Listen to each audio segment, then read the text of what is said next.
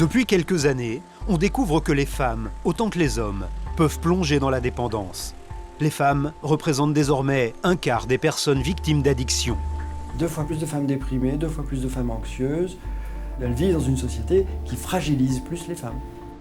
Pour résister à la pression, ces femmes trouvent parfois des solutions dangereuses. Chez Laetitia, l'alcool est venu soulager une détresse morale, jusqu'au jour où l'alcool est devenu le principal souci. Moi, je me suis rendu compte que c'était un problème quand justement j'ai commencé à boire toute seule. Anaïs a comblé un vide dans son existence avec la nourriture, au point que plus rien d'autre ne comptait. C'est une drogue, parce qu'une drogue, t'en as besoin et t'as besoin de ça pour te sentir mieux. Mais à force de dévorer et de vomir, c'est sa vie qui est en jeu. Corinne s'est lancée dans une frénésie d'achat pour venir à bout d'une dépression. Mais aujourd'hui, elle vit dans la peur des créanciers. Ça me démoralise parce que je me dis, est-ce que je vais me sortir de ce trou, quoi, de cette spirale? Parce que moi, j'appelle ça une spirale infernale. Pendant plusieurs mois, ces 3 femmes ont accepté d'être filmées alors qu'elles se font soigner. Elles montrent le combat qu'elles livrent pour se débarrasser d'une addiction.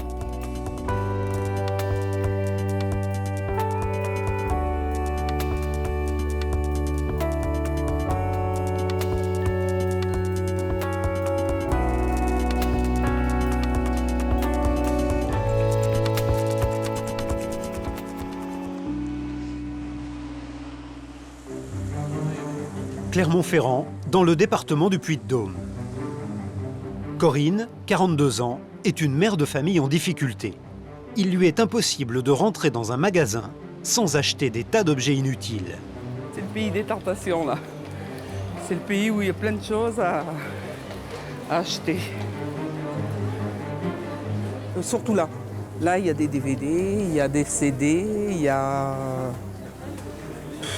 Je vais en prendre plein les yeux. Plein, partout. Corinne est une acheteuse compulsive, c'est-à-dire qu'elle est incapable de maîtriser son envie d'acheter, quelles que soient les conséquences. Alors on va prendre déjà ça. Ah, le voilà. Hop, j'arrive pas à me baisser moi. Les roses blanches. Je vais prendre celui-là. Ah. C'est lequel que j'ai dit moi? Ah oui, c'est celui-là. Si c'est ce prix, j'embarque. Quand elle met les pieds dans un grand magasin, même si elle n'en a pas les moyens, Corinne est prise d'une frénésie d'achat. J'ai dépensé pas mal, hein, dans les DVD, les CD, les séries. Parce que moi, c'est pas qu'un seul que je prends, quoi. C'est ça le problème chez moi. Ça, j'adore. Quoi donc? X-Men. Je les ai tous. Il doit bien y avoir d'autres trucs encore mieux. À force d'acheter, elle est surendettée. Il ne lui reste que 300 € par mois pour faire vivre sa famille. 50. Putain, je vais être obligée de poser quelque chose. Ça me fait trop après. Et puis j'ai le parking à payer. Corinne n'a gardé que l'argent du parking. Ces dernières années, elle a dépensé de cette façon des dizaines de milliers d'euros. 14,99. Hop là. Il y a eu pire, hein. Là, des fois, on se retient plus après. Hein. Allez, on y va. L'ennui, c'est qu'il y a plusieurs années que Corinne dépense sans compter. Tout est parti d'une dépression survenue à la suite d'un problème de harcèlement au travail. Corinne est longtemps restée prostrée chez elle, jusqu'au jour où elle a trouvé une solution miracle qui lui fait du bien. Moins de petits problèmes, c'est... au lieu de dire quelque chose, eh ben non, il faut que j'aille dépenser, quoi. Et c'est vrai qu'après, je suis soulagée, je suis bien. C'est vrai que maintenant, j'essaye de prendre un peu tout sur moi, mais comme j'ai dit, c'est peut-être qu'un morceau de fil qui tient. C'est-à-dire que le jour où ça va peut-être péter, je vais retomber plus bas. C'est ce qui me fait peur aussi. À force d'acheter pour lutter contre la dépression, Corinne a rempli sa maison peu à peu. Il y a la vaisselle, qu'elle adore. Ça, c'est ce que j'ai pris dans une brocante. Il y a les brocantes aussi. Les voitures miniatures, parce qu'elle est collectionneuse. Elles ne sont pas toutes là parce que j'ai pas la place pour les mettre. Et des dizaines de dauphins. sa grande passion. Voilà, il y a des dauphins partout. Ça, c'est ce que j'ai récupéré au bord de la mer. Récupérer, mais vous les achetez? Oui, j'achète, oui, c'est vrai, j'achète. Mais là aussi, je me suis arrêtée parce que j'ai plus de place. La maison n'est pas assez grande maintenant. C'est dommage. Et comme la maison n'est pas assez grande, la majeure partie des achats de Corinne se retrouve au sous-sol. Alors, j'ai de la vaisselle là, bleue, que j'avais achetée parce qu'elle était en promo. Des petits objets, des petits plaisirs accumulés au fil des années et qui semblent sans conséquence. Sauf que de petites sommes en petites sommes, Corinne a dépensé une fortune. Ma collection Citroën, j'en ai eu pour 17 000 €. 17 000 €, rien que pour les voitures miniatures. Quelque chose a échappé au contrôle de Corinne. Et ses moyens sont limités. Elle est employée communale à l'école de son village. Avec son mari, ce sont 2 tout petits salaires qui rentrent chaque mois. Et aujourd'hui, ils sont lourdement endettés. Vous savez ce que vous devez? Alors, à 44 500 aussi, tiens, ça n'a pas changé. Presque 45 000 € de dette. Pour faire face à ces dépenses compulsives, Corinne a souscrit plusieurs crédits à la consommation dont les remboursements pèsent lourdement chaque mois sur son budget. Ça fait 1 085 €. Et moi, je touche 1 000 €, 1 069 € de paye. Déjà, il y a ma paye qui part dans les crédits.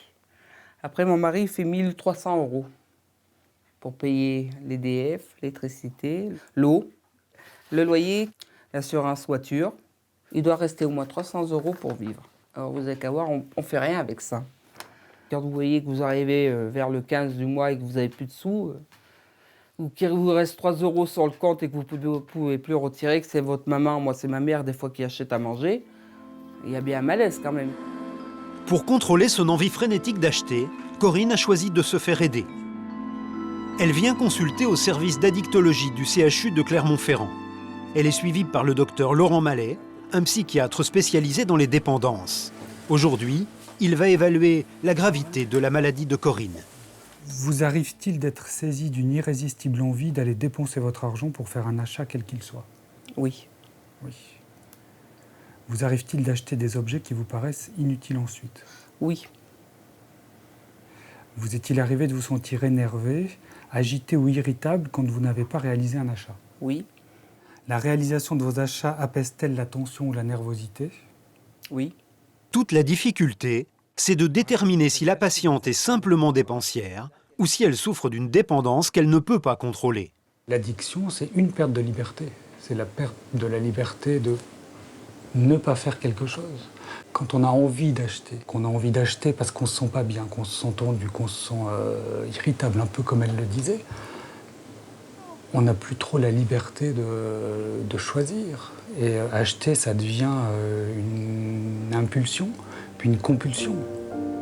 Et les achats compulsifs sont aujourd'hui classés dans la catégorie des addictions sans produit, qui présentent des similitudes avec les dépendances classiques. Corinne reviendra chaque mois en consultation avec le docteur Mallet. Elle veut s'en sortir. Villagrand, dans la banlieue d'Annemasse, en Haute-Savoie. Cette clinique psychiatrique accueille notamment des patientes atteintes de troubles du comportement alimentaire. Anaïs, 21 ans. Cette jeune fille, qui veut devenir ostéopathe, a interrompu ses études pour se faire soigner. Quand elle est en crise, elle dévore tout ce qu'elle peut trouver, comme une dépendance à la nourriture. Moi, ça a été l'alimentation, comme ça aurait pu être la drogue, l'alcool, n'importe quoi. Mais c'est un moyen que tu trouves quand tu te sens trop triste dans la réalité de la vie et que tu as besoin d'un autre plaisir, je sais pas, t'as envie de te mettre dans un autre monde en fait. Depuis plusieurs années, de nombreux spécialistes considèrent que ces troubles du comportement alimentaire aussi se rapprochent des problèmes d'addiction. À la clinique des Vallées, Anaïs est suivie par un psychiatre, le docteur Alain Pérou. Les crises boulimiques, c'est vrai, sont considérées comme des addictions dans la mesure où on consomme la nourriture pour s'apaiser, pour calmer un mal-être, pour résoudre une tension ou un problème, au même titre qu'un toxicomane s'injecte un produit ou prend quelque chose ou fume quelque chose pour s'apaiser. Et le problème, c'est que la nourriture, on ne peut pas s'en passer. On est obligé de s'y confronter, alors que les produits toxiques, on peut les éliminer. Anaïs doit réapprendre à se nourrir. Tous ses repères sont faussés. Ici, les repas sont équilibrés et les quantités sont normales. Merci. Alors, un pain long et 3 moutardes et 3 poivres. Et voilà. Parfait. À tout à l'heure. À tout à l'heure. Comme tous les autres malades, c'est dans sa chambre qu'Anaïs va prendre son repas. Pour ces patients, en difficulté avec la nourriture, il est impossible de manger en public. C'est tellement devenu une obsession, un calcul ou un truc qui est plus normal que tu peux pas partager un truc normal avec d'autres personnes, puisque pour toi, c'est un problème. À partir de ce moment-là, même si tu es avec d'autres personnes, tu es dans ton univers, quoi. Tu es dans ta bulle, tu es là, tu gobes tellement les choses qu'en fait, tu n'as pas du tout le temps de voir la sensation de satiété et de voir que ton estomac, il est plein. Tu sens qu'il est plein que quand tu es prêt à péter, quoi. Du coup, tu manges et tu manges et tu manges et tu manges et tu manges des quantités, mais ça n'a rien à voir à côté. C'est vraiment... T'es obsédé, quoi. Anaïs est une boulimique vomisseuse. Elle rejette tout ce qu'elle absorbe. C'est ainsi que tout en mangeant énormément, elle est maigre au point de mettre sa vie en danger. Son poids est descendu jusqu'à 35 kilos. Je me rendais même pas compte que mon cœur pouvait s'arrêter du jour au lendemain. Et du jour au lendemain, j'aurais pu mourir. Et ça, j'en avais même pas conscience.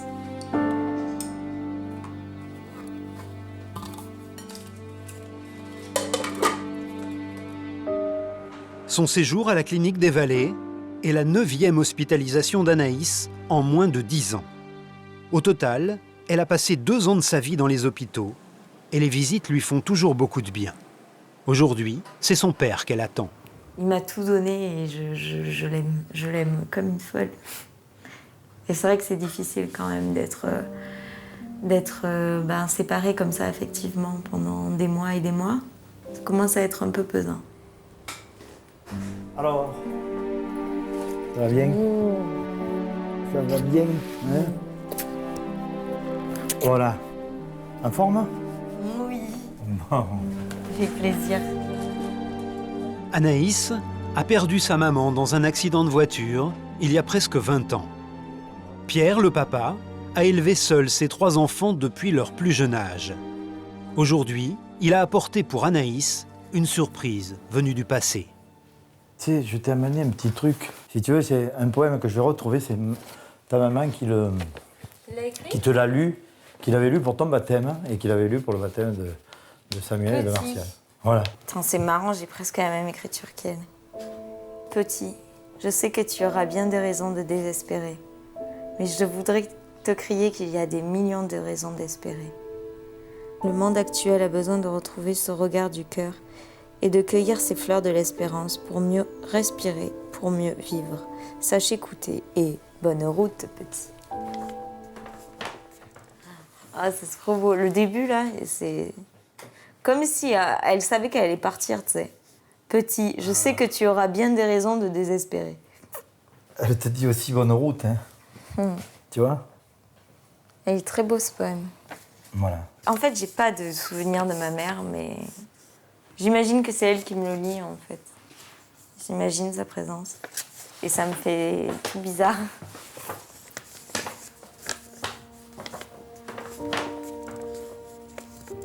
Et ouais. Jamais je perdrai confiance en toi. Ça, c'est clair que...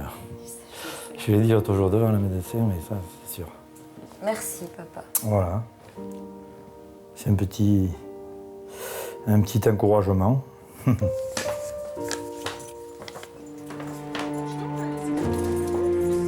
Quand sa fille est tombée malade, Pierre s'est senti perdu. Il a dû apprendre le mécanisme des addictions et comprendre que la guérison n'était pas seulement une affaire de volonté. J'ai cru que ça pouvait être une question de volonté, oui. Mais bon, je suis passé aussi par des périodes difficiles, hein, et je sais que fait, on est plus ou moins déprimé. Et malheureusement, la volonté, ça suffit pas, quoi.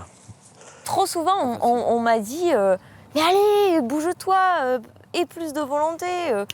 Allez, il faut que tu laisses des clics. Un jour, oui, t'en sors, mais c'est pas un déclic.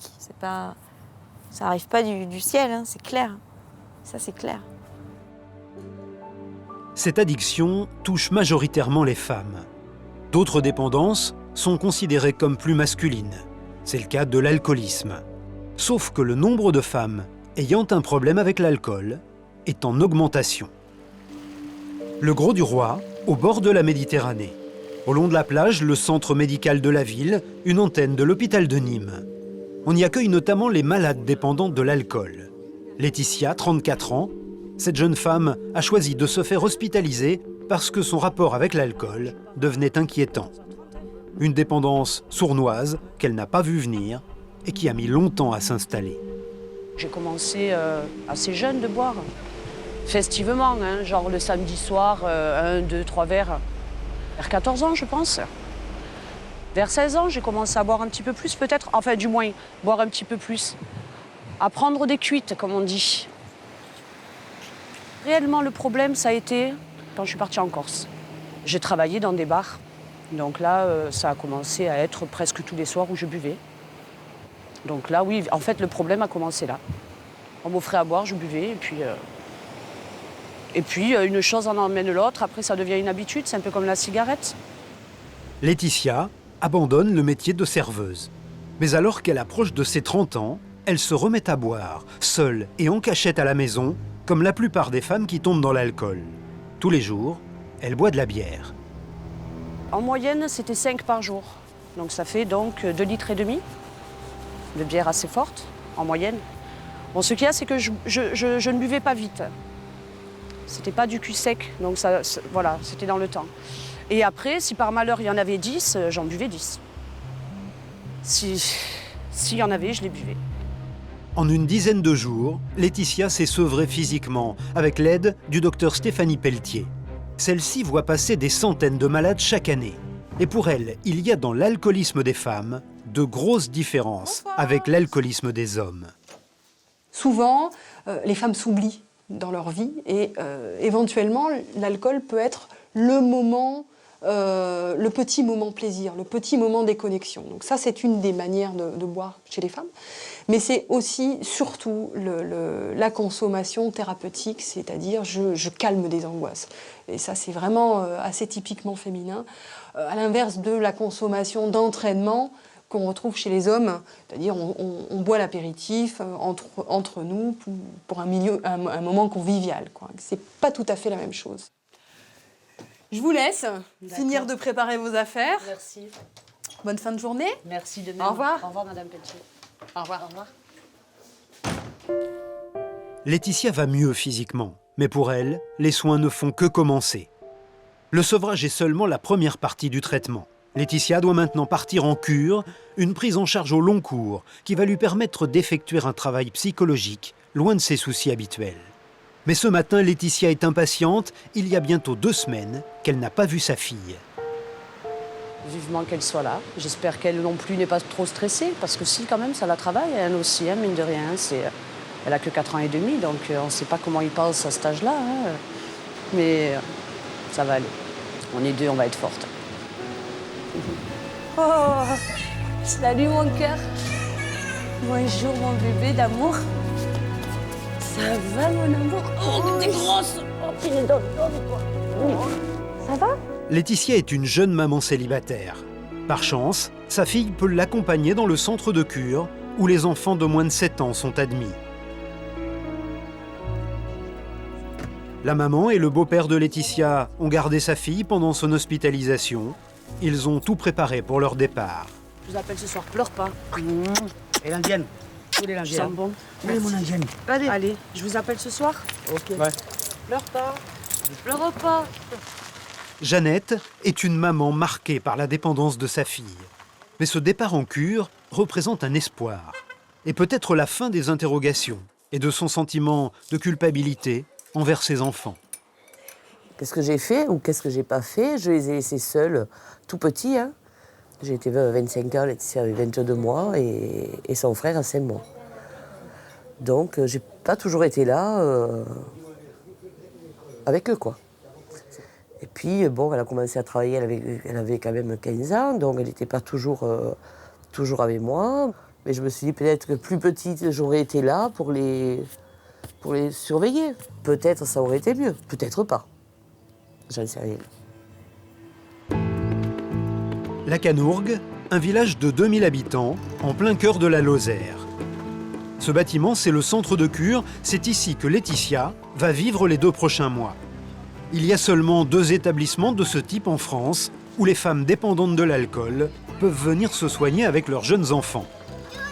Dès les premières secondes, première épreuve, chaque patiente, à son arrivée, doit subir un alcotest. D'accord.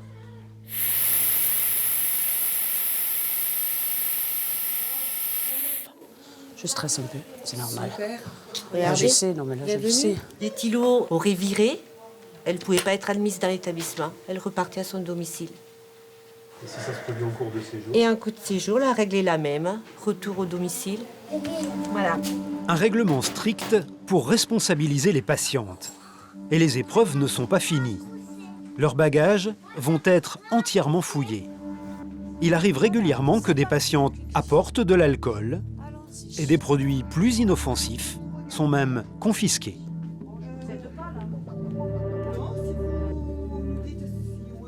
Certaines boivent du parfum quand elles sont en manque. On ne juge pas, c'est comme ça, c'est déjà arrivé. Hein. Voilà, donc vous savez, donc on enlève Ouais. qui est à base donc d'alcool.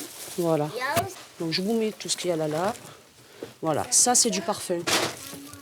Il y a à faire. Oui. Qu'est-ce qu'on vous a pris? Parfum, il y en a combien? Parfum, il y en a 1, 2, 3, 4, des petits échantillons. Voilà. Donc à plus tard. Merci. Voilà, et puis bonne installation. Merci beaucoup. Premier sentiment?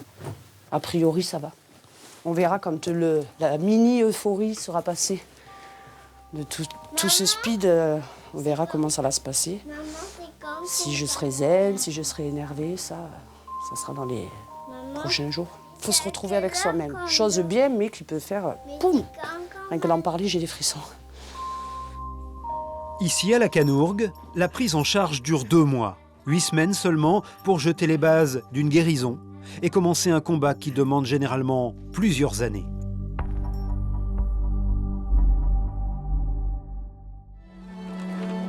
Clermont-Ferrand, aujourd'hui, Corinne est descendue en centre-ville. Elle doit commencer ses cadeaux de Noël. Mais cette acheteuse compulsive est criblée de dettes et ses moyens sont vraiment limités. Pour contenir ses dépenses, elle va retirer en espèces tout son budget cadeau. Vous avez toujours une carte bancaire alors? Oui, mais juste en retrait pour retirer du liquide, c'est tout. J'ai plus de chéquier, j'ai pas de carte bleue et ça me va très bien. Me connaissant.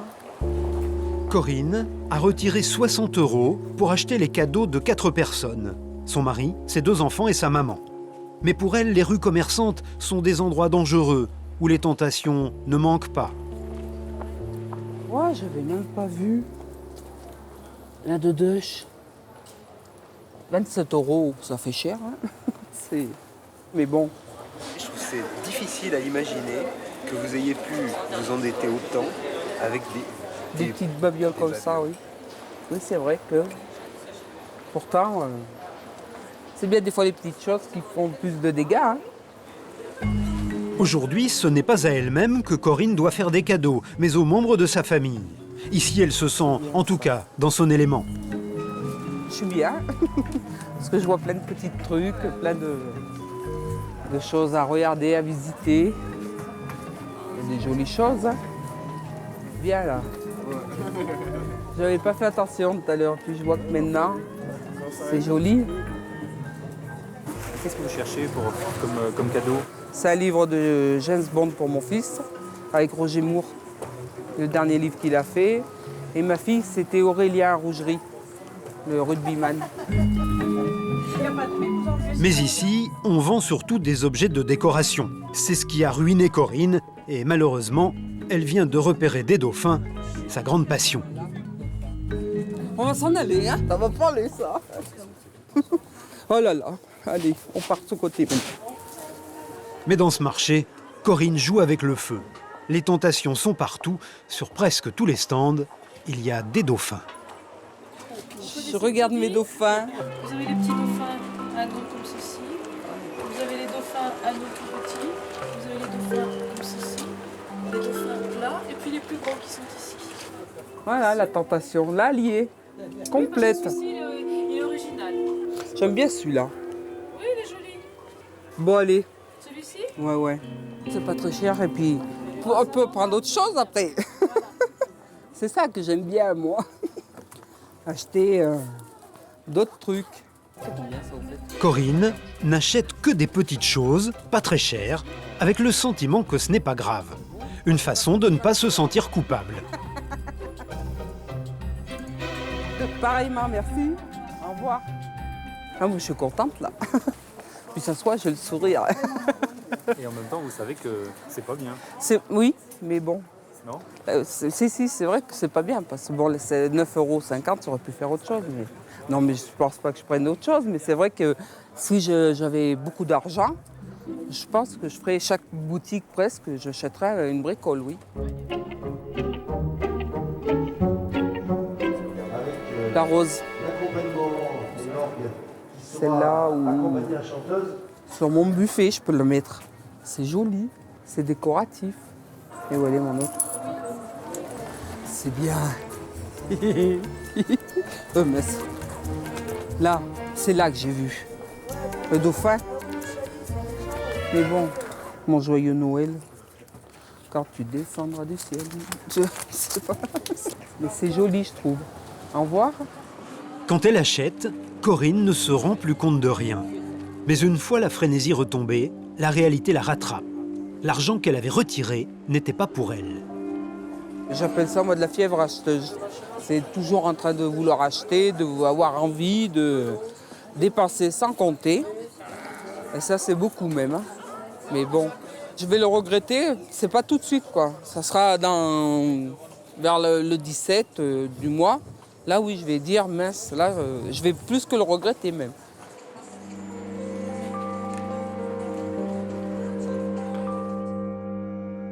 Le soir même, dans la banlieue de Clermont-Ferrand, Corinne est rentrée avec ses achats de la journée.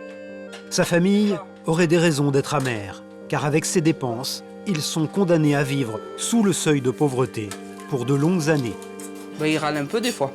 Il râle un peu beaucoup même. Vous le dites ou vous le dites? Oui. Oui, il est tout court. Oui. Oui, ça j'ai fait le soir même, j'ai fait voir. Tout ce qu'elle fait est fait, hein. Elle va pas y ramener, hein. C'est ce que vous voulez que je vous dise. Non, le plus où t'as râlé, c'est quand j'achetais la vaisselle, beaucoup de vaisselle.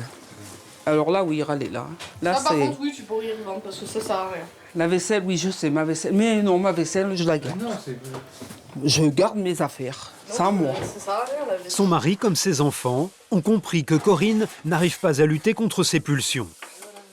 Mais ce n'est pas le cas de tout le monde. Les créanciers sont beaucoup moins compréhensifs. J'ai pas le droit de faire mon plan de surendettement. Le juge n'a pas accordé, a donné raison aux créanciers.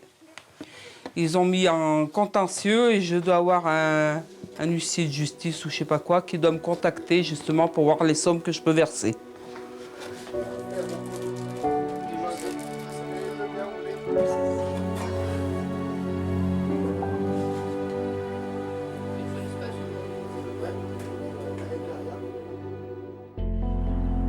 Près d'Annemasse, à la clinique des Vallées, Anaïs est toujours hospitalisée.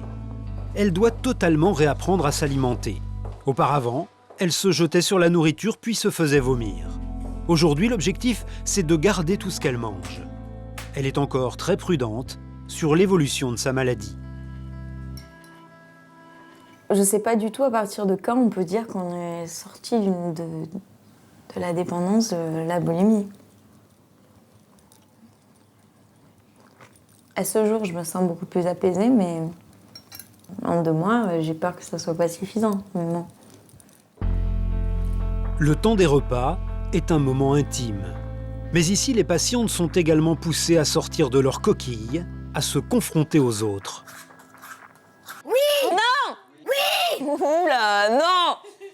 Oui. Non. Oui. Non. Oui. Non. Je change de partenaire. La clinique des Vallées a beaucoup investi sur l'atelier théâtre.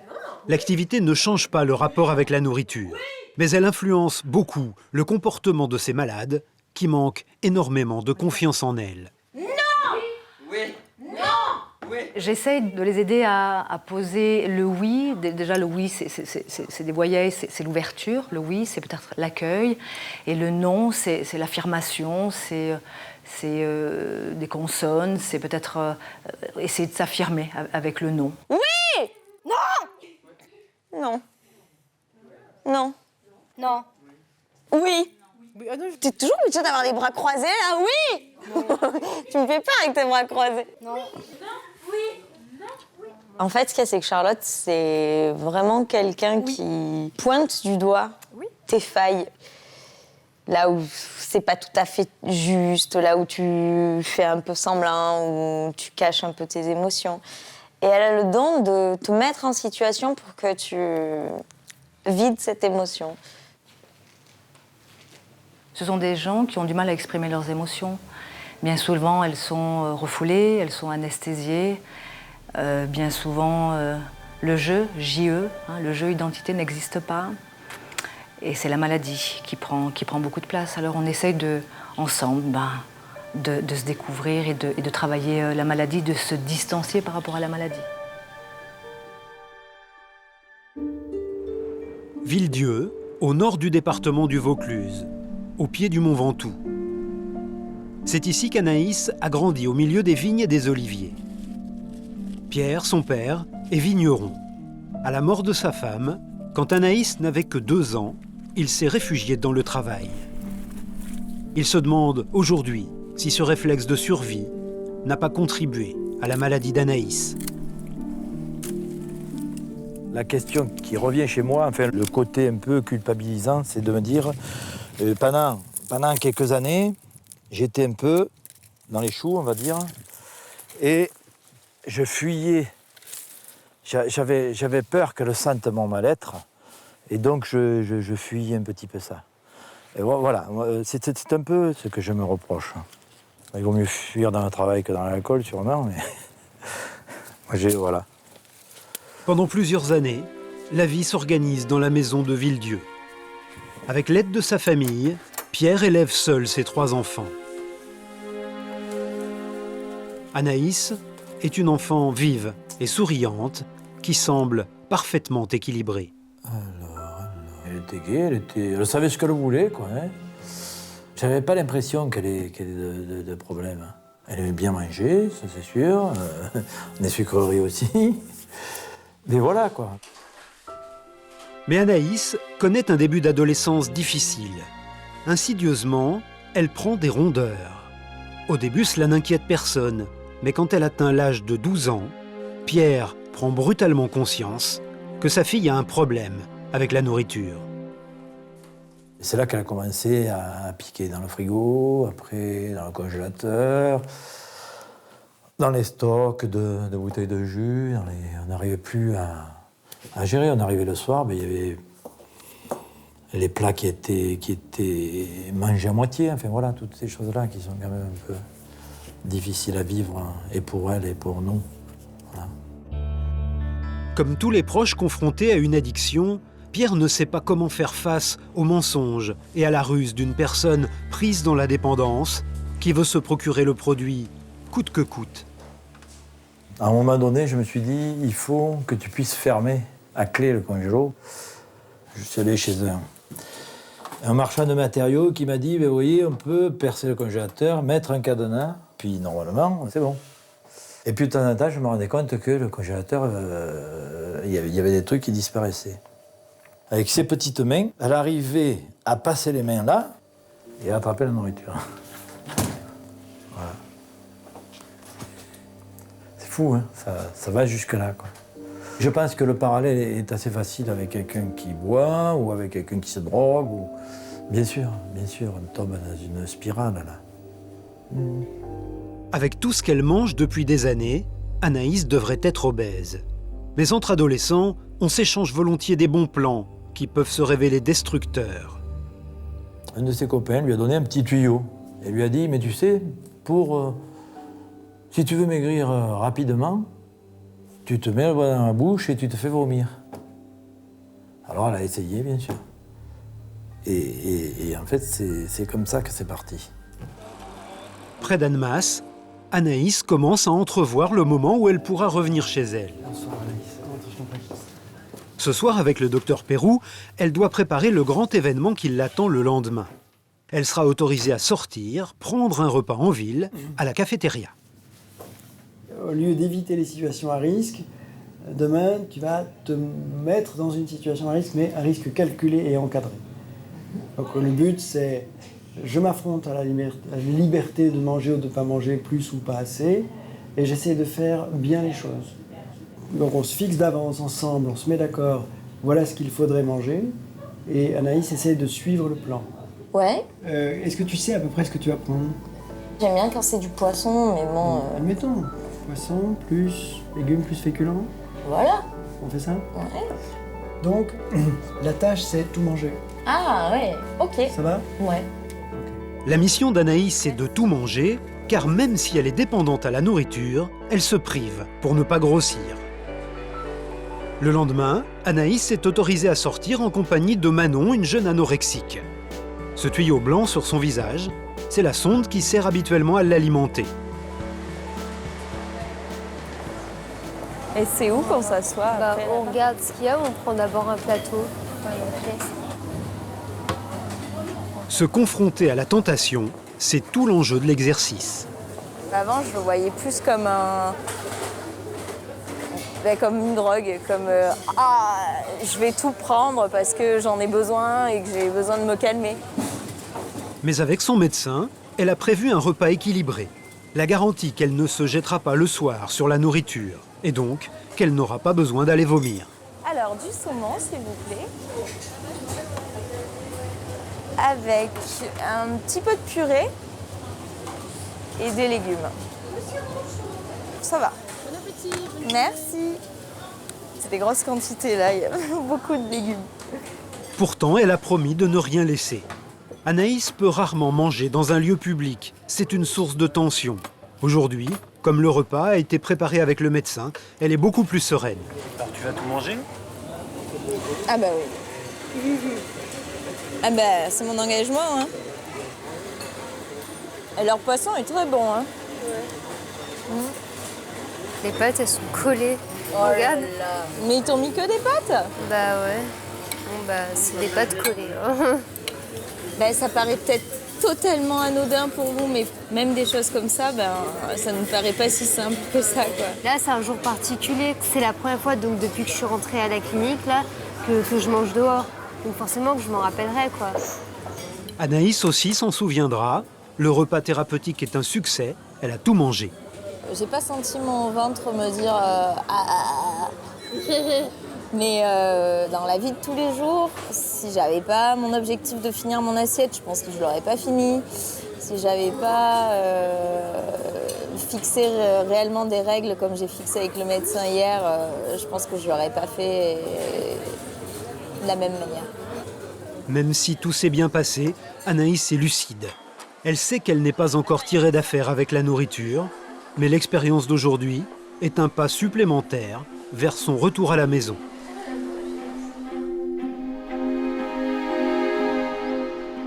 Le village de la Canourgue en Lozère. À la maison Sainte-Marie, le centre de cure réservé aux femmes dépendantes de l'alcool, Laetitia commence aujourd'hui son travail psychologique. Au programme, un groupe de parole qui rassemble une quinzaine de patientes. Il est animé par Annie, l'une des infirmières. On va faire un tour de table. C'est quoi être dépendant? De compenser un vide. Compenser un vide. Besoin, un manque. Encore ne pas pouvoir gérer sa Consommation. Mais pas automatiquement. Hein. J'emmenais ma fille à l'école pour 9h moins 10. Je me levais 1 heure avant pour pouvoir boire ma bière, pas trembler. Je savais qu'il m'en fallait une à midi, ou une à 14h ou à 16h.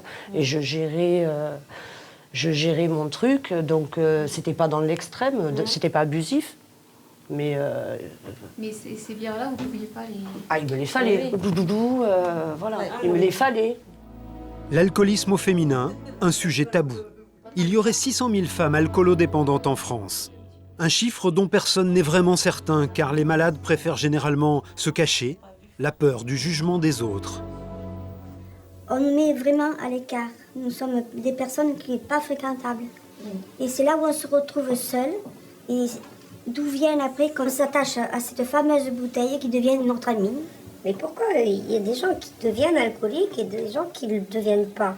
On ne sait pas le pourquoi.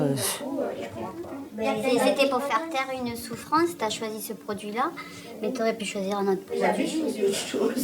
Oui, après tu bascules, c'est le propre de l'addiction. Beaucoup d'interrogations, mais pas de solution évidente. Chacune va devoir puiser dans l'expérience des autres pour trouver les réponses à ses propres questions. À la semaine prochaine. Merci mesdames. Des séances en apparence anodines, mais qui se révèlent parfois épuisantes pour ces femmes qui sont privées de leur béquille habituelle, l'alcool.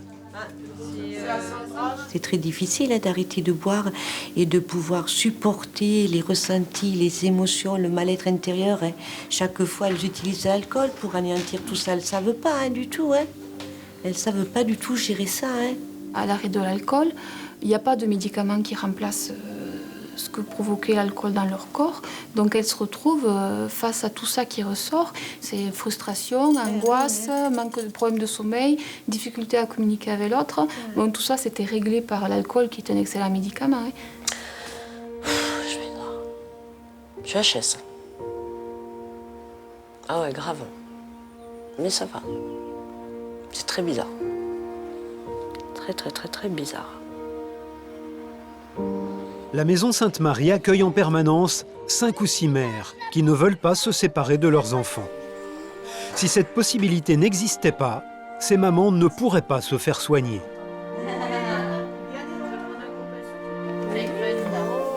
Bébé, tu en mets trop, mais essaye de peindre un peu de partout. Bon, écoute, ça ira comme ça. Dans la vie de tous les jours, l'alcool vient souvent perturber la relation entre la mère et l'enfant. Ici, dans un milieu protégé, Laetitia et sa fille retrouvent une relation plus normale. Non, je rigole plus, du tout. Bon, je m'écarte de toi, je te laisse seule alors. Zut, j'en ai marre maintenant. Tu râles, mais en fait, c'est... Non, je m'amuse. Je m'amuse, mais des fois, il faut que je rigole pas. Pour lui dire, arrête un peu. Parce que sinon... Vous vous retrouvez un petit peu, là, ici Oui, ben, déjà, c'est automatique, vu qu'on fait des activités qu'on ne faisait pas à la maison. Il n'y a pas d'alcool, il n'y a pas le travail, il n'y a pas beaucoup de choses. C'est bien. Oui, Lia. Le grand bénéfice de ces ateliers mère-enfant, c'est qu'ils remettent chacun à sa place. Car les enfants de malades alcooliques ont souvent tendance à grandir trop vite. Beaucoup d'enfants qui arrivent ici sont parentifiés, c'est-à-dire qu'ils s'occupent de leur maman, qu'ils s'inquiètent pour leur maman, qu'ils font attention si tout se passe bien. Donc c'est vrai que quelquefois, les enfants n'ont pas forcément leur place d'enfant. L'équipe soignante a fait le choix de replacer le plus souvent possible les patientes dans les conditions de la vie réelle. C'est pourquoi les pensionnaires peuvent sortir librement dans le village.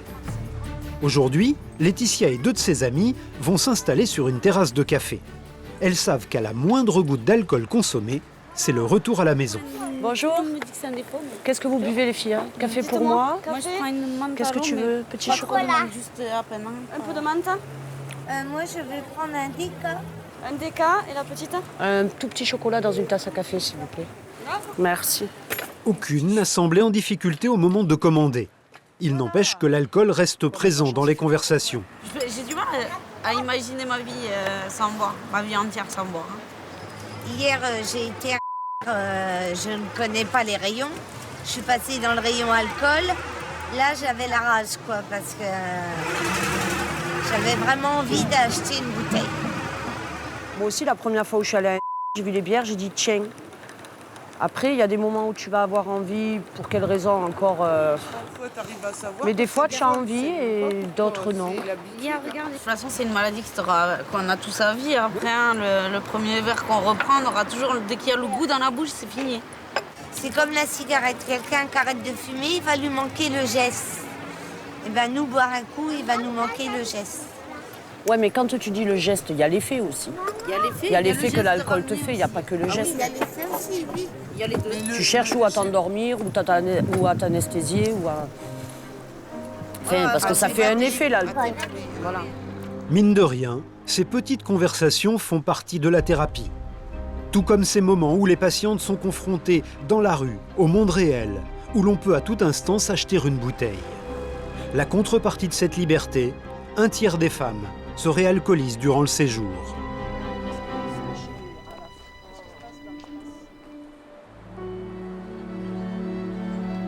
Plusieurs mois ont passé depuis que Corinne se fait soigner pour son problème d'achat compulsif. Mais sa situation financière ne s'est pas améliorée. Elle est même devenue dramatique. On n'a vraiment rien, quoi. Au 10 ou 12 du mois, il n'y a plus rien. Hein. Je ne peux plus me servir des comptes. Hein. C'est affreux. Alors j'ai ma mère qui m'aide. Heureusement qu'elle est là. Et mon fils qui nous donne un peu de sous ou qui va acheter à manger. Et elle me donne le panier et va chercher des courses. Mais bon, je ne peux pas non plus tout lui prendre, quoi. Aller chercher le courrier est devenu une source d'angoisse. Pratiquement chaque jour, il y a une facture, une relance, un commandement de payer. Encore. Gaz de France, encore. Je vais démoraliser. Qu'est-ce qu'ils veulent encore? Je vais mourir. C'est pas possible. Ah là là. Depuis qu'elle a entrepris de consulter pour son addiction, Corinne a le sentiment qu'elle n'a bénéficié d'aucune indulgence. Peu de gens considèrent la dépendance aux achats compulsifs comme une maladie. On essaye de s'en sortir et personne n'est là pour vous aider, quoi. Ça, c'est... De toute façon, je suis dans les guépiers, c'est de ma faute à moi aussi, hein. Je le reconnais maintenant. Hein. Et bon, moi, j'ai vu que ça allait pas, je me suis fait soigner, mais il n'y a pas grand-chose à côté qui vous aide à vous en sortir. Corinne a rendez-vous aujourd'hui au CHU pour sa consultation mensuelle. Elle veut raconter ses difficultés financières qui l'obsèdent à son psychiatre, le docteur Mallet. Qu'est-ce que vous me racontez? Des factures qui arrivent et pas pouvoir payer, c'est toujours le même problème, quoi. Comme j'ai pas beaucoup d'argent, même pour aller faire le peu de courses que j'ai, quoi, à faire, je m'éternise pas dans les rayons ou de CD, de DVD. Je passe, je regarde, ça c'est vrai, mais je reste pas dessus, quoi. Vous avez évité les endroits, hein. Donc vous évitez un peu tout, vous vous mettez à l'abri, hein, sous la contrainte. C'est ça. Oui, mais bon, vous ne pourrez pas faire ça tout le temps. Hein. Donc. C'est pas, à la fois, c'est pas le plus intéressant non plus, hein, parce que ça vous limite quand même dans ce que vous pouvez faire. Hein. Oui, c'est vrai que ça me limite, oui. Et puis les limites, c'est fait pour être toujours un peu repoussé, quoi. Et c'est-à-dire que vous commencerez à acheter un peu, puis peut-être un petit peu plus et un peu plus. Et puis ça sera, je pense, à peu près comme avant. Mettez-vous à l'épreuve un peu, mettez-vous à l'épreuve. Allez vous confronter à ce que vous faisiez avant, pour voir ce qui se passe. Ça me fait peur, hein, quand même. Se mettre à l'épreuve pour Corinne, c'est retourner dans les endroits où l'on vend des choses inutiles. De son côté, elle voudrait bien faire un geste symbolique pour sortir de son addiction. Elle a donc pris une décision douloureuse. Je vais vendre mes voitures. Je me dis qu'il faut que je me débarrasse un peu de quelque chose pour pouvoir avoir un peu de sous, si j'arrive à les vendre. Mais bon, on va essayer, puis si ça marche, tant mieux. Et si ça marche pas, on verra bien. Hein. C'est dans un vide-grenier que Corinne a prévu de vendre une partie de ses collections. Un endroit qui fourmille d'objets qu'elle adore, où elle pourra mettre en pratique la recommandation du psychiatre, se mettre à l'épreuve. On a marre de garder les conneries, hein. Croyez pas. Je vire quand même pas mal de choses que j'aime bien. Est-ce que c'est parce qu'avec ça, j'aurais pas été dans la panade si j'en avais pas eu tant? Je commence à me poser des questions quand même. Hein. C'est pas possible d'arriver à ce point-là. Je crois que c'est tout. Avec tous ces objets accumulés au fil des années, Corinne est à la tête d'un petit capital. Mais le problème, c'est qu'elle ne connaît pas la valeur de ses collections. Et de toute façon, elle sait qu'elle n'a pas vraiment le sens des affaires. Moi, je serais plus dans le sens d'acheter que de vendre. Moi, quand les gens vont me demander combien, je sais pas déjà combien je vais les vendre, quoi. Parce que 2 €, ça va pas suffire. Et 5 €, ça se trouve, ça se vendra pas, quoi. Imaginez que vous gagnez, en vendant vos collections, vous gagnez 100 €. Qu'est-ce que vous en faites? Je vais acheter des courses. Pour manger. Oui, non, je n'irai pas faire une grosse folie avec. Non, non. Non, parce qu'il y a autre chose qui passe avant tout de suite. Hein. Corinne doit absolument faire rentrer un peu d'argent. La brocante est prévue la semaine prochaine.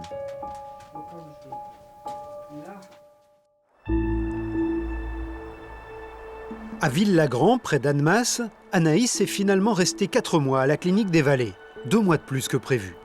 Mais aujourd'hui, elle peut sortir. Elle retourne chez elle. Le moment est angoissant pour Anaïs, car elle sait que les vraies difficultés commencent aujourd'hui. Je vais être beaucoup plus livrée à moi-même, beaucoup plus tentée à rentrer dans des magasins, beaucoup plus entre guillemets seule, quoi. Ça y est, on boucle. C'est vrai que ça fait bizarre quand même, hein, j'avoue. Pourquoi ? Ça me renvoie à toutes mes hospitalisations d'avant, où je pensais que c'était la dernière et où ça l'était pas. Et que là, je me dis, que j'espère que ce sera la dernière. Voilà, c'est tout. C'est Pierre, son père, qui est venu la chercher. Oh, bonjour. Alors, Donna, ça va? Tu sais qu'en fait, j'ai pas besoin de tant de valises que ça. Je me suis bien débrouillée. Mais avant de partir, ils vont tous les deux rencontrer une dernière fois le docteur Pérou.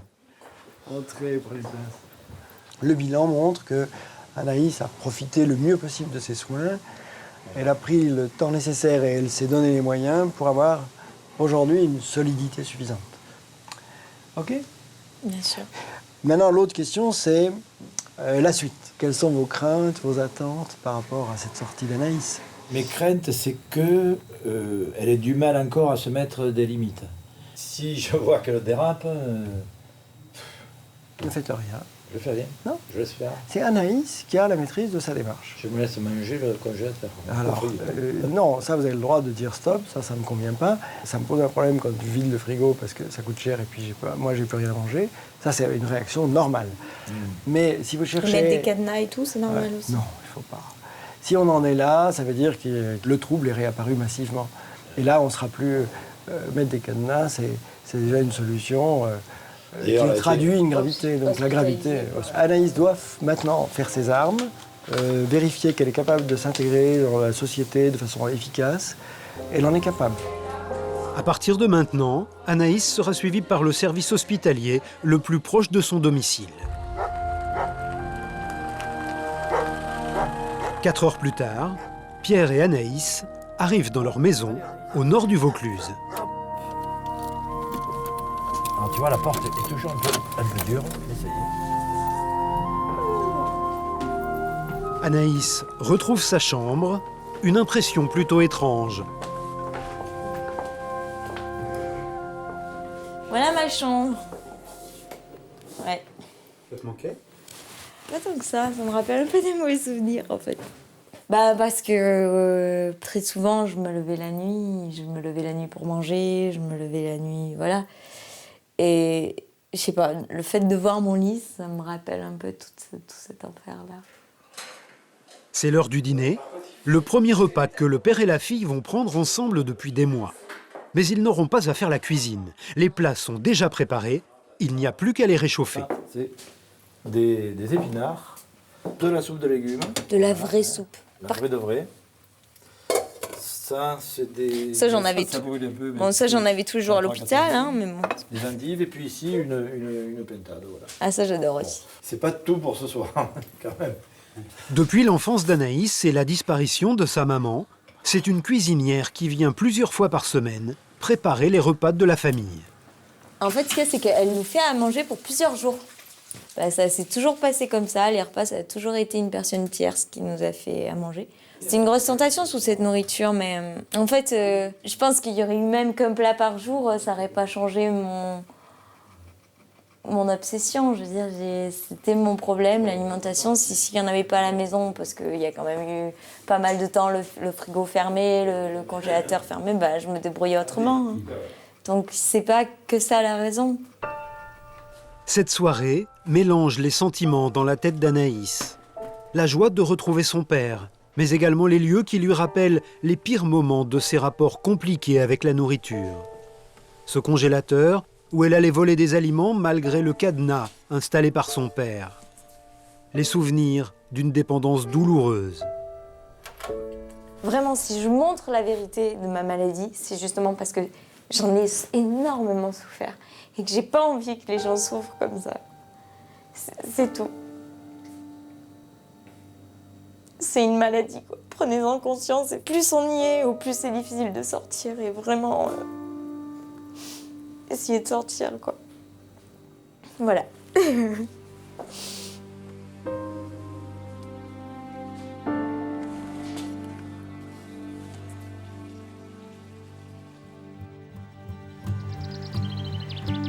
La Canourgue, en Lozère. Au centre de cure pour malades alcooliques, Laetitia a recruté une autre patiente qui est coiffeuse de métier. Mais c'est super. Voilà. Là, il y a la jeune fille qui part un petit peu dans les prés et Laetitia un peu plus femme qui arrive. Depuis son arrivée, Laetitia avait prémédité ce changement d'apparence. Tout le monde va me dire « Mon Dieu, mais tes beaux cheveux, pourquoi tu fais ça ?» C'est des cheveux, ça repousse. Le visage reste le même. Non, c'est super. Ouais,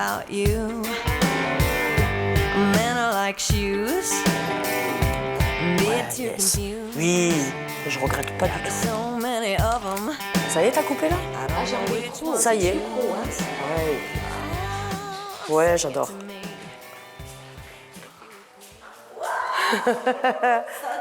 Ça tue. Reste à côté, Christelle. Ah ben oui. Yes. Je suis super contente. Je me sens toute neuve. Christelle, merci beaucoup. Pour Laetitia, c'est la période des grands bouleversements. Elle se passionne désormais pour les activités artistiques qui sont proposées aux patientes. Un atelier destiné à leur faire retrouver confiance en elles. Ça représente une imitation de Matisse. Elle vit apparaître le matin, elle se tue discrètement. Et là, il y a ma petite femme. Et donc là, voici ma petite dame. Ces activités font également partie des stratégies dont ces femmes pourront se servir pour éviter de reboire. Quand tu as des flashs, des envies de boire, par exemple, et si tu te mets à dessiner ou à faire un truc comme ça te fait vite passer le flash ou l'envie de boire. Et parce que ça dure peu de temps, les envies de boire. Si tu réfléchis vite, si tu fais vite autre chose, ça peut te la faire passer, en fait. Tellement simple en apparence que cela amène forcément à s'interroger sur la façon dont Laetitia est devenue dépendante à l'alcool. Et là, les réponses sont beaucoup moins simples. Pourquoi j'ai bu? Parce que c'est la seule chose que j'ai trouvée à certains moments pour affronter, je sais pas moi, pour affronter ou pour ne pas affronter justement. Pour pas affronter les problèmes, le reste. Je trouvais que la solution alcool, quoi. Donc ça peut être ou pour dormir ou pour oublier. Je sais pas tout encore.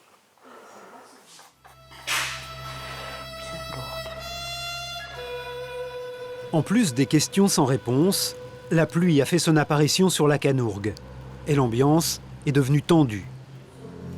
Comme les patientes sont privées d'alcool depuis plusieurs semaines, elles se rattrapent sur le tabac.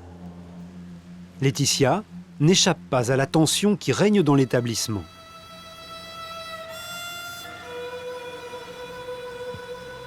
Une tension qui se propage aux enfants. Arrête, hein. Non, non, pas de compote maintenant. Si. Arrête, Dia, tu es en train de m'énerver.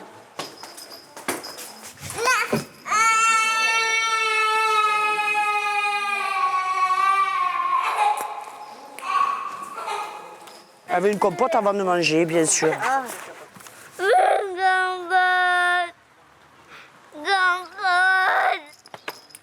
Lia, ça va aller très très mal. Hein.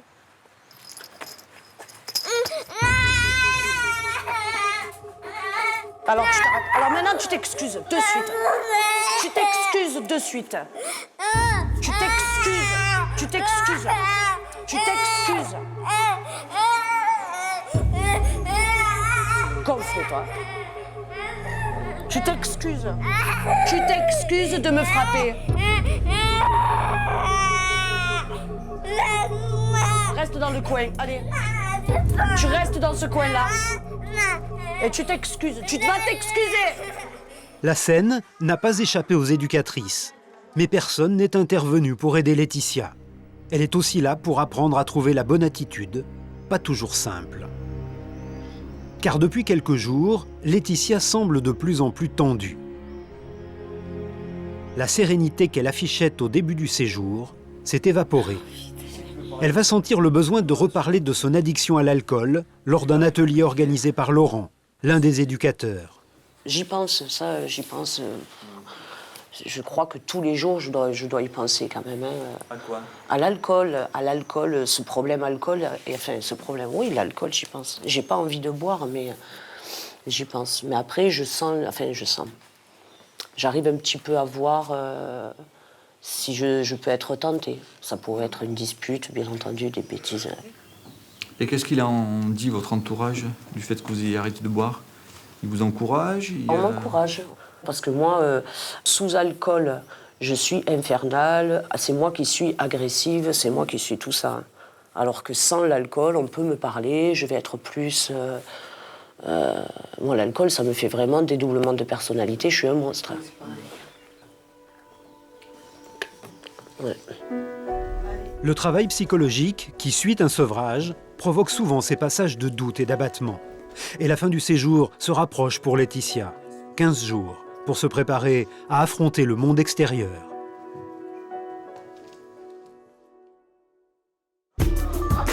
Près de Clermont-Ferrand, le grand jour du vide-grenier est arrivé pour Corinne. Bonjour. Aujourd'hui, elle est venue avec sa fille Magali pour vendre une partie des objets qu'elle a accumulés chez elle. Tout ça 5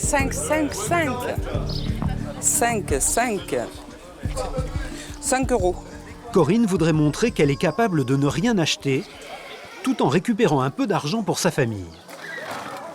Il y a l'antenne, il y a les phares, il y a la plaque. Voilà, 15 euros. Bon. Voilà. Merci. Mais je suis bien contente parce que ça marche pour l'instant. Ça a bien marché, ça a commencé à bien marcher, alors j'espère que ça va durer. Je ne pensais pas bien vendre et apparemment c'est l'air de leur plaire. Hein. Merci, au revoir. La vente démarre plutôt bien. Et c'est l'occasion de mettre en pratique le conseil de son psychiatre. Il lui a demandé de ne pas fuir les situations à risque pour voir si elle est capable de résister aux tentations. «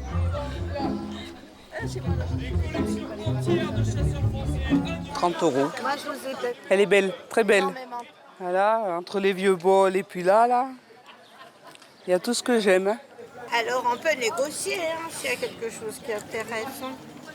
Quand je peux, je prends, mais quand je peux pas, je regarde, je contemple.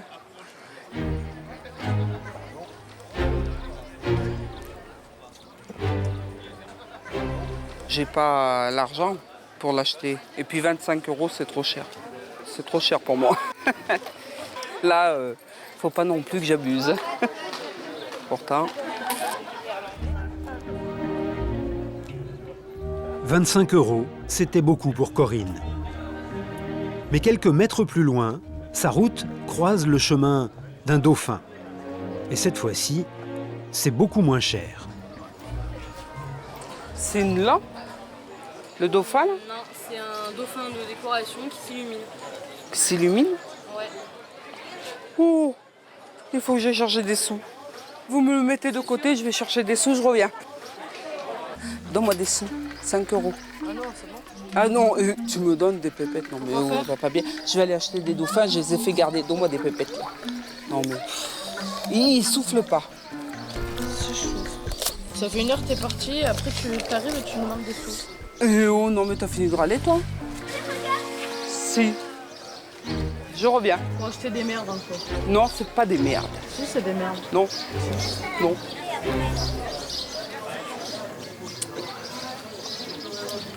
Faut rien y faire, je crois.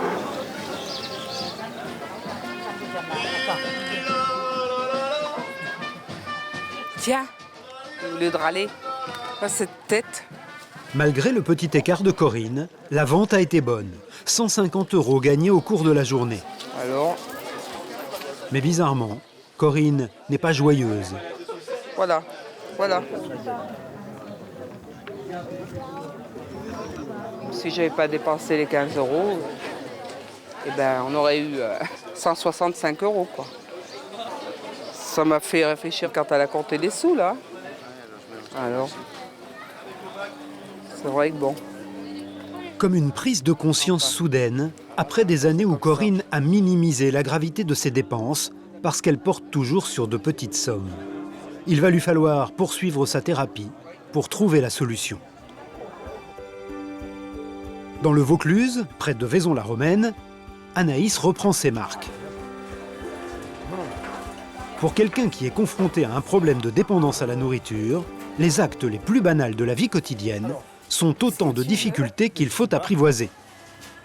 T'avais envie de pain aux céréales, Pain aux céréales, ouais. C'est vrai que c'est pas évident de couper cette dépendance parce qu'on a quand même besoin d'avoir un petit peu d'alimentation dans sa vie, qu'un alcoolique il peut entre guillemets essayer de s'arrêter, stop, du jour au lendemain de boire. Et tu es obligé de continuer à fréquenter Et je suis obligée de continuer à fréquenter des endroits à risque. Et toi, c'est une autre vie qui commence pour elle, hein, avec des éléments nouveaux, des forces peut-être nouvelles en elle. Merci, au revoir.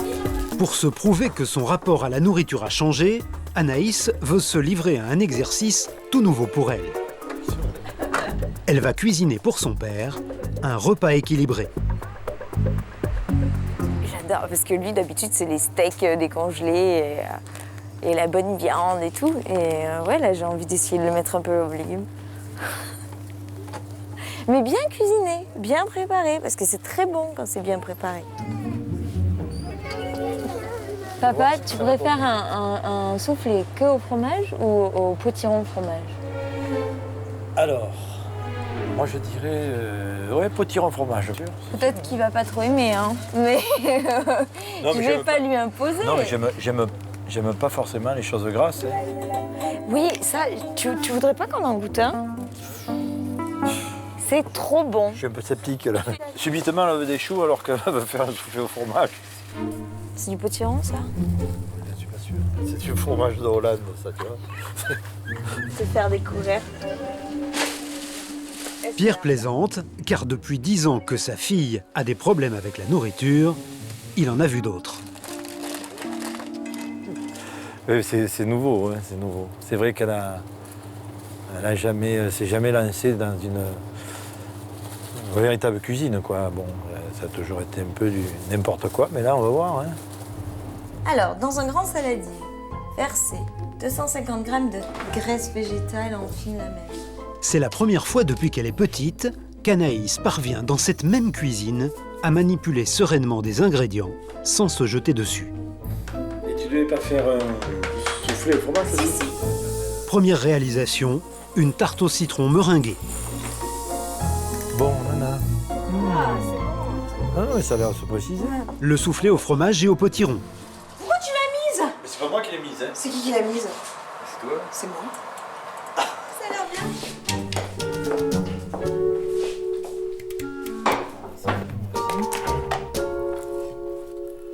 Bon, ben nana, bon appétit, hein. Ben merci. Toi aussi.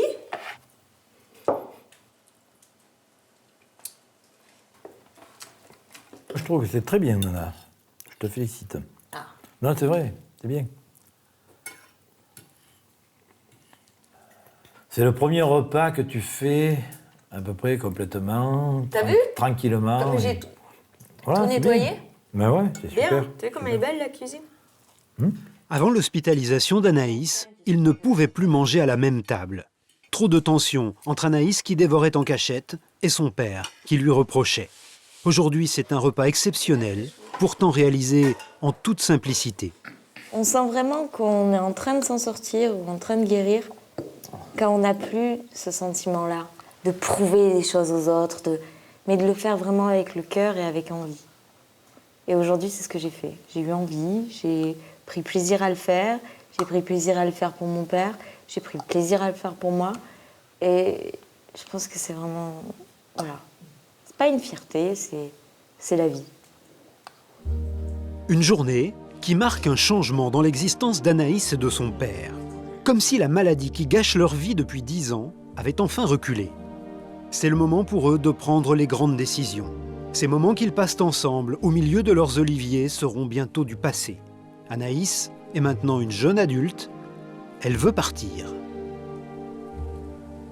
Aujourd'hui, j'ai vraiment besoin de prendre mes distances par rapport à ma famille et prendre ma vie en main de mon côté et faire mon chemin à moi. Aujourd'hui, j'en ai envie. Jusqu'à présent, j'en avais pas envie. C'est vrai. C'est d'un commun accord, quoi. Et je pense que c'est, ouais, je veux dire, c'est la suite logique des choses. Là, elle va se prendre en main. Et puis, je peux pas être à la fois le père et le psy, quoi. Ça, c'est pas possible. Et puis, c'est comme ça que s'en sortira. Hein. Anaïs a le projet de reprendre sa formation d'ostéopathe. Mais sa rentrée n'aura lieu que dans 6 mois. En attendant, elle a déjà trouvé un petit boulot de transition. Je vais travailler pendant 1 mois et demi à peu près en tant que serveuse dans un bar-restaurant à la Toussuire en Savoie. Donc voilà, c'est vrai que c'est intéressant pour moi parce que c'est quelque chose qui m'a toujours plu, la cuisine, la restauration, le contact avec les gens. Mais j'ai jamais pu me donner ces moyens-là parce que je débordais toujours dans mes obsessions. Et donc c'était impossible que je puisse tenir une journée face à de la nourriture, quoi. Anaïs va prendre le risque de quitter le cocon familial pour franchir un nouveau palier vers la guérison.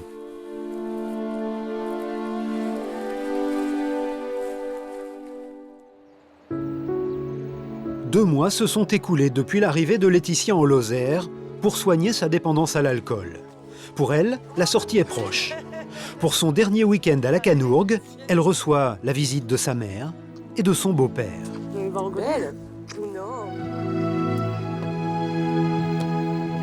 Une journée d'escapade, tous ensemble dans la nature. Un moment émouvant pour Jeannette, la maman de Laetitia, heureuse de revoir sa fille en bonne forme. Je la trouve magnifique. Mais c'est vrai en plus. C'est ma fille, hein. Les chiens ne vont pas des chats, on dit bien.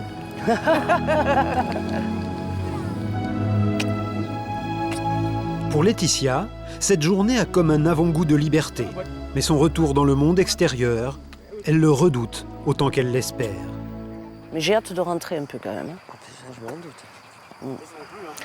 Les choses les plus importantes, ça va être le travail, se remettre un petit peu sur les rails de la vie sociale. Et puis après, prendre d'autres habitudes. Il va falloir changer les habitudes. Ça va être ça le plus dur, je crois.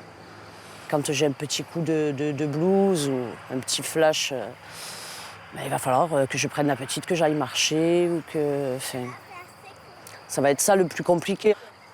Et les parents, ils savent qu'il y aura peut-être des jours où je vais être plus faible, des jours où... Mais bon, comme on arrive à en discuter, je pense que ça ne peut que aller. Bien sûr. Voilà. Je crois qu'avec la patience, de l'amour, je crois qu'on peut y arriver. C'est ce qu'on cherche tous, de toute façon. Beaucoup d'amour, cela sera-t-il suffisant pour éviter de retoucher à l'alcool qui est présent partout? Chez eux, les parents de Laetitia boivent une bière à l'apéritif. Et aujourd'hui, elle ne leur a pas demandé de changer leurs habitudes. Merci. Ça, c'est comme les fumeurs. Quand tu arrêtes de fumer, tu vas pas demander à tout le monde d'arrêter de fumer. Et là, mes parents aiment boire leur bière, ils peuvent boire leur bière. Il y aura peut-être des jours où je me sentirai pas apte à les voir boire, donc je leur dirai, s'il vous plaît, ne buvez pas de bière devant moi. Mais tu peux pas dire, moi j'ai arrêté de boire, il faut pas que vous buviez, quoi. Donc, de toute façon, il y aura tout le temps des situations à risque. Hein. C'est comme un enfant qui fait du vélo, il tombe, il remonte en vélo, là c'est pareil. Hein. Allez, c'est parti. Après 2 mois sans alcool, Laetitia semble sereine au moment de retourner dans le monde extérieur, là où les tentations seront quotidiennes. Quelques jours plus tard, le séjour de Laetitia à la Canourgue est terminé. L'occasion d'un dernier goûter toutes ensemble, car chaque semaine, les patientes qui ont terminé leur séjour sont les vedettes d'une petite cérémonie. On leur souhaite donc un bon retour chez elles. Voilà. Je remercie très très fort toute l'équipe, les patientes qui m'ont beaucoup aidée dans leurs paroles, qui parfois m'ont fait réaliser des choses à moi. Et puis, je sais pas trop quoi dire d'autre. Merci beaucoup. Voilà. Oups. Laetitia va se rasseoir sans parvenir à finir sa phrase. Trop d'émotions et de souvenirs qui se bousculent tout d'un coup.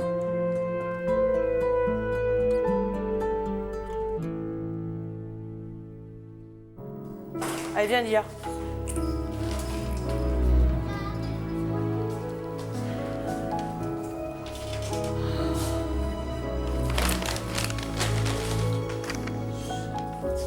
N'oubliez pas, hein, on va doucement. Je sais, je vais être prudente. J'ai de suite le docteur Neka, j'ai de suite, voilà.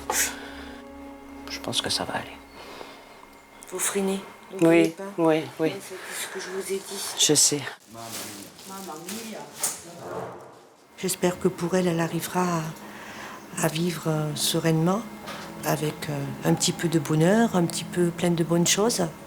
J'espère que c'est ce qu'elle aura compris aussi, que c'est fait le petit moment de bonheur, la vie. Allez. Et plein de bonheur à la fille. C'est ce que je te souhaite. Soigne bien ta petite puce, continue bien ta route, bien droit là. Il n'y a pas de problème. D'accord? Pas de déviance. De l'avis de tous, Laetitia a réussi son séjour. Mais elle n'est pas sortie d'affaire pour autant. Dans les 3 ans qui suivent une cure, 90% des patientes se réalcoolisent. Il faut généralement plusieurs séjours pour venir à bout de l'addiction.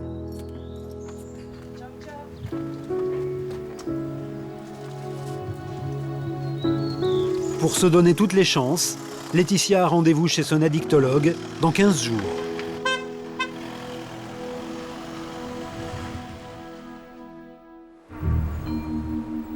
Il y a 4 mois, Corinne n'avait toujours pas réglé son problème d'achat compulsif.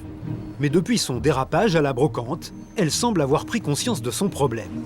Aujourd'hui, elle se trouve dans un supermarché et pour éviter de céder à la tentation, elle a mis au point une stratégie. J'ai ma petite liste.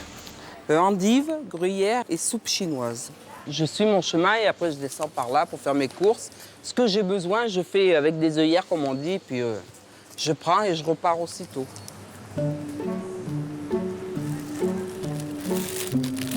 Visiblement, la stratégie est efficace.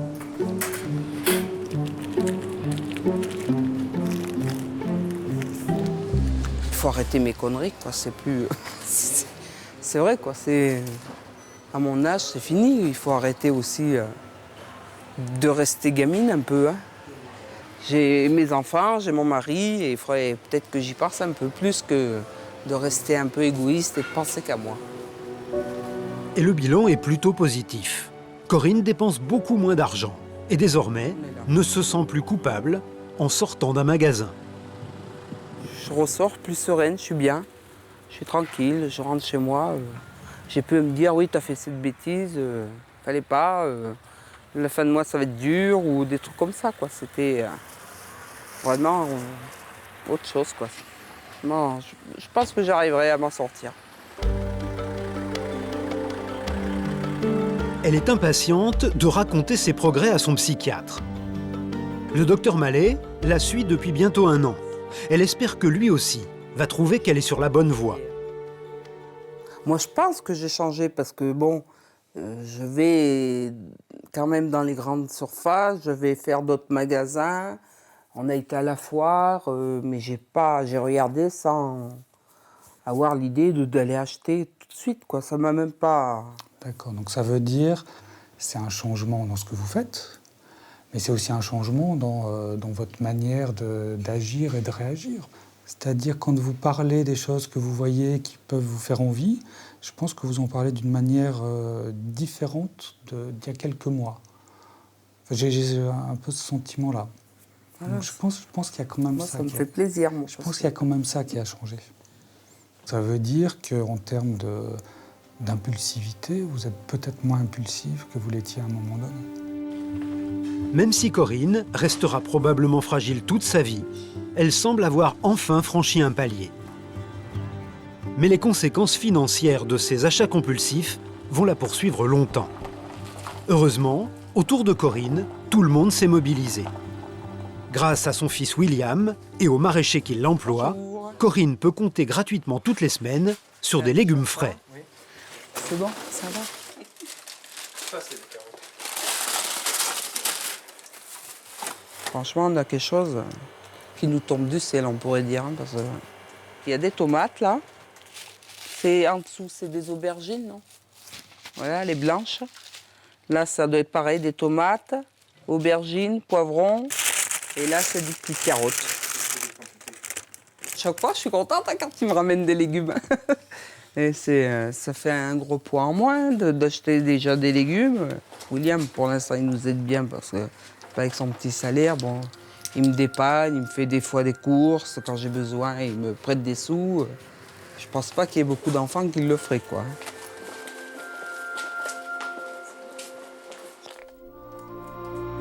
Cette solidarité familiale se poursuit à la maison. Tout le monde contribue comme il le peut au fonctionnement de la vie familiale. Pour améliorer les repas, Michel, le mari de Corinne, est même devenu un pro du système D. Moi j'ai quelque chose, moi. Moi j'ai quelque chose qu'on m'a donné à la foire. De cassoulet au magret de canard. Cassoulet au confit de canard, elle a les dents. On m'a donné. Et on m'a donné du saucisson. C'est des gens que je connais à la foire. Et tous les ans on se revoit. Et je leur donne un coup de main et à la surprise, voilà, ils me donnent ça. Pour des lapins, c'est pareil, pour les patates, pour tout. Voilà. Des astuces qu'il va falloir renouveler pendant très longtemps, car Corinne mettra près de 10 ans à se désendetter. Il y a un crédit jusqu'en 2019, un crédit, alors on est mal. Enfin bon, quelle bêtise. C'est en faisant des erreurs qu'on apprend. Ah ouais, mais là... C'est en se prenant des claques qu'on avance. De toute façon, on va pas les laisser tomber, quoi. Malgré tout, pour moi, c'est ma mère. Pour mon père, bah voilà, c'est sa femme. Et quand il y a un problème, il faut avancer ensemble et il faut pas la laisser tomber. Parce que c'est sûr qu'à mon avis, on l'aurait laissé tomber, elle aurait pas fait tout ce qu'elle a fait là. D'un côté, on n'a pas beaucoup d'argent, mais on est quand même heureux. On est quand même heureux.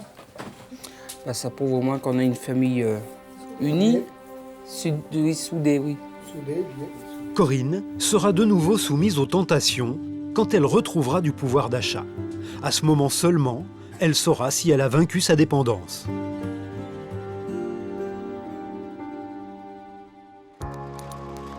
Depuis une semaine maintenant, Anaïs est serveuse dans les Alpes, dans un restaurant de la Toussuire. Anaïs est en permanence en contact avec la nourriture. Une situation assez paradoxale pour une jeune fille qui souffrait, il y a quelques mois encore, de troubles du comportement alimentaire.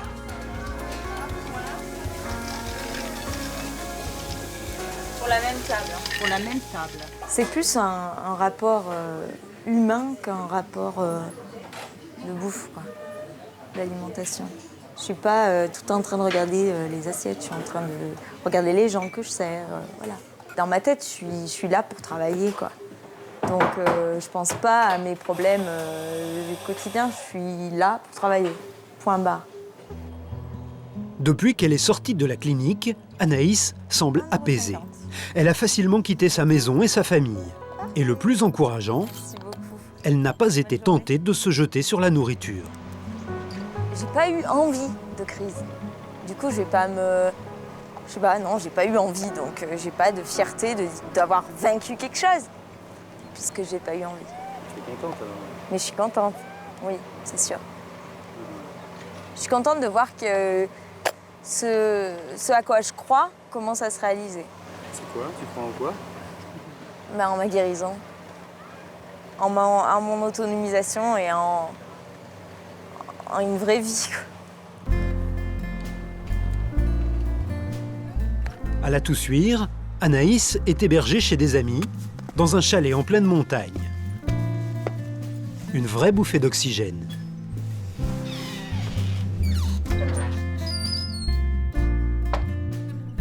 Je sens vraiment que j'ai changé de cadre parce que c'est vraiment différent de chez moi. Justement, ça me fait du bien. C'est calme, c'est paisible, c'est beau, c'est doux. Moi, je me sens libre dans la montagne. Vraiment. Ouh. Par contre, il fait pas chaud, hein? Ça fait du bien, mais à petite dose. Hein? Comme tous les soirs après le travail, Anaïs retrouve les amis qui lui ont proposé de l'accueillir. Comme une deuxième famille qui assure la transition vers son indépendance. Yes.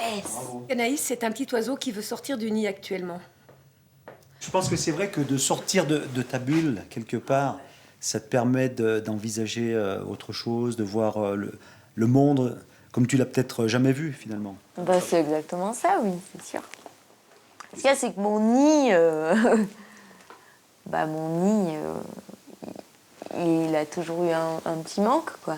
Donc, j'ai d'autant plus envie de le quitter qu'il est un peu douloureux. Voilà. Anaïs s'éloigne peu à peu de son enfance. Elle n'est plus pour l'instant prisonnière de sa dépendance, et cela suffit à son bonheur du moment.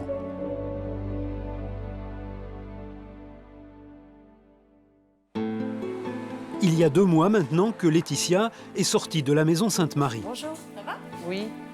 Aujourd'hui, elle a rendez-vous à l'hôpital de Nîmes, dans le service d'addictologie avec le docteur Neka. Merci. Jusqu'ici, tout allait bien. Mais ces derniers jours, Laetitia a craqué. Alors, comment vous allez? Eh ben, j'ai reconsommé, là. D'accord. Voilà. Et donc, j'ai reconsommé pas dans des degrés énormes. Je me suis pas, comme je faisais avant, où je cherchais vraiment à m'éclater la tête. Hein. Mais quand même, voilà, je reconsomme. Ça fait bien une quinzaine de jours. D'accord. Bon, déjà, moi, je vais vous dire une chose. Je vous félicite d'être venu, c'est courageux. Parce que souvent, quand on a bu, on culpabilise. On se dit, je vais jamais y arriver, donc c'est même pas la peine. Il y a aussi le côté, le médecin, qu'est-ce qu'il va penser de moi? Il va penser que je suis nulle, alors que c'est pas ça du tout. Donc déjà, moi, je vous félicite. C'est déjà bien d'être venu. C'est pas en partant 2 mois en post-cure et 15 jours en cure que le problème est réglé. Ça, ce serait totalement illusoire. Là, c'est juste un petit faux pas. Il faut qu'on travaille ensemble et qu'on essaye de comprendre qu'est-ce qui s'est passé pour justement pouvoir la prochaine fois avoir les bons outils. Hein. C'est comme une caisse à outils pour savoir qu'est-ce que je peux faire. Bon, on en reste là pour aujourd'hui. On voit pour un prochain rendez-vous. Bon. Ça vous va si je vous vois la semaine prochaine? Comme ça, ça permet un petit peu de voir comment ça s'est passé. Allez, on va voir ça. La réaction du médecin est rassurante. Elle veut à tout prix éviter de culpabiliser sa patiente. Aujourd'hui, en addictologie, on considère que les rechutes font partie du chemin vers la guérison. Mais c'est super. Je vous dis à bientôt. Oui. Allez, merci beaucoup. Au revoir Laetitia. Au revoir. Il faut quand même rester optimiste. On sait que quand la personne est prise en charge avec un suivi régulier, il y a quand même moins de réalcoolisation et de rechute que quelqu'un qui n'a aucun suivi. Ça, les études l'ont très bien démontré. Donc, c'est ce qui me permet d'être confiant. Et puis, il y a toujours le fameux déclic dont tout le monde parle. On sent à un moment ou un autre où la personne a assez maturé pour, ça y est, elle a compris, là. Elle a compris quelque chose. Chaque personne va dire avoir son quelque chose à elle. Et là, je suis dans autre chose. Là, elle a tout à fait intégré qu'elle est malade de l'alcool. Laetitia a repris sa vie dans son village, à quelques kilomètres de Nîmes. Elle est déterminée à ce que sa petite rechute ne soit qu'un accident. Car elle a appris une mauvaise nouvelle à propos de l'une des femmes qui était en cure avec elle. J'ai appris le décès d'une des filles de la Canourgue. J'ai vu les 3/4 des filles avec qui j'étais qui replongent, plein de choses. Je ne peux pas me permettre de jouer avec ma vie et celle de ma fille. Et là, maintenant, c'est stop, il ne faut plus. J'ai que 35 ans, c'est maintenant ou jamais. Hein. j'aspire à des choses pas mal, quoi. J'ai un petit peu d'ambition, j'ai pas perdu l'estime de moi, je la perdrai pas. Et je vois une vie bien. Déjà, rester peinard, tranquille avec ma petite, quoi. Si elle me voit bien, elle sera bien. Et puis, j'ai l'intention de bosser, rencontrer un homme, enfin, je sais pas. Tu penses que tu t'en es sortie là? Pour moi, je m'en suis pas sortie. Sans sortir, a priori, si c'est une maladie, je l'ai. Donc, je dirais ça à 70 ans si je suis toujours là. Que je m'en suis sortie si je suis vivante. Voilà. She wants new shoulders to cry on, new backseat to lie on, and she always gets her way. She wants to see other guys, get lost in other eyes, babies in the black books, yes, she's in